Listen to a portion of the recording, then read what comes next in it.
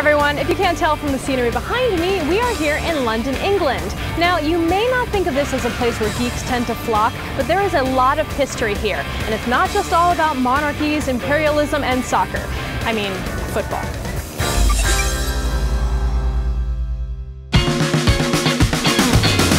London has taken its insatiable desire for knowledge and information well into the digital age.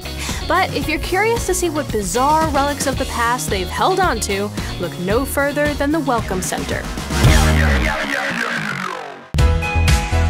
Our guide had a very concise description of the center, which was founded by Victorian gentleman Henry Wellcome, who made his fortune in the pharmaceutical business. Yes, he was a true medicine man. Our tagline is a place for the incurably curious. We get a lot of academics, we get a lot of people who are interested in specific things here, so torture things or skulls and bits of bodies. And there is some seriously weird and amazing stuff in here. Like this example of a before and after from the local weight loss center. Just kidding. So who are we looking at right now? This is a slice of 76-year-old lady, and this is someone who donated her body to be used by Gunther von Hagens after she died. What a way to be immortalized. Pumped full of resin and slapped between two pieces of glass. Sliced with a saw to 3 millimeters thick, this beautiful cross-section of the human body shows every blood vessel, bone, and organ there. Hey, slow down there. Cover her naughty bits. The science of genomes is also well represented here, from an ancient genome sequencer, and when I say ancient, I mean about a decade old, to a 4-foot-tall jelly baby. Wait, what's a jelly baby? It's supposed to be some kind of comment on the genome and how we're all so similar and how we're all basically the same. So we're really effectively just line after line of jelly babies. You're my jelly baby. Baby. And in the Medicine Man room, we see all sorts of amazing historical artifacts that Wellcome collected over the years. From torture devices, and even shrunken heads, there's a curiosity here for every mind. After wandering around the Wellcome collection for a while, we worked up quite an appetite.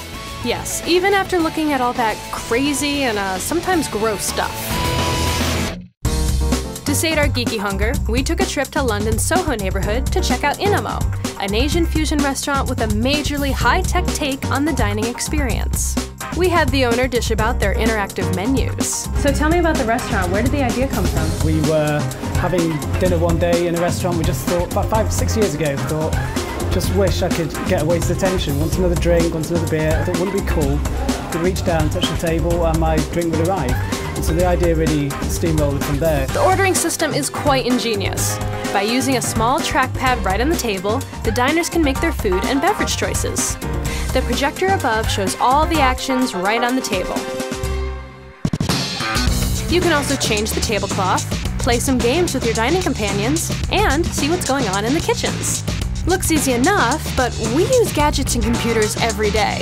What about the less techy diners? Well, it's one of our core concerns was to make sure that this was something that anybody who walked off the street could use immediately. We didn't want any help screens or anything like that. You know, we've been using the system at our first restaurant for 2.5 years, and it's very intuitive. People can immediately come in, sit down, figure it out. Well, it was certainly easy enough for us to order some things. Nom, nom, nom. And if you can't make it to London, don't worry. These entrepreneurs hope to spread this tech across the pond as well. Well fed and re-energized, we headed over to Forbidden Planet, the largest repository of everything geek-related in the UK. These games haven't even been out that long. Bulletstorm and Crisis 2? Sweet. Giving us a lowdown is employee Warren, who can unleash a torrent of nerd knowledge at the drop of a hat. And while there's an abundance of film and video game memorabilia, their clientele tends to come for the classics. Oh, comic books in general, really, because comic books always bring out a unique story every day, and with the films that come out on a yearly basis now, you know, it's just big business. What's your clientele primarily like? Do you know, it's a mixture of blends of people. It can be your basic, stereotypical geek. It's always different. It's always nice to actually talk to certain people who you didn't expect to be into the stuff. The Mega Store is a mecca for people looking for genre-specific gifts and collectibles, much of which is sourced by employees at various trade shows throughout the year. Naturally, our eyes went directly to the PlayStation section, and we wanted to know what personal favorites Warren had. I wanted to go with Bioshock because Bioshock was very steampunk, and steampunk is big business as well. So I would definitely go. I'm a fan of the game myself. I love Bioshock, and the figures are very detailed and very awesome. Sorry, everyone. We wanted to bring you all back presents, but we couldn't fit them in our carry-on. London was amazing, and we also broke several English stereotypes. It was sunny, the food was awesome, and they really do watch more TV than just Doctor Who. Though, not much. See you next time as we travel the world in search of geeky goodness in On the Road with Qore.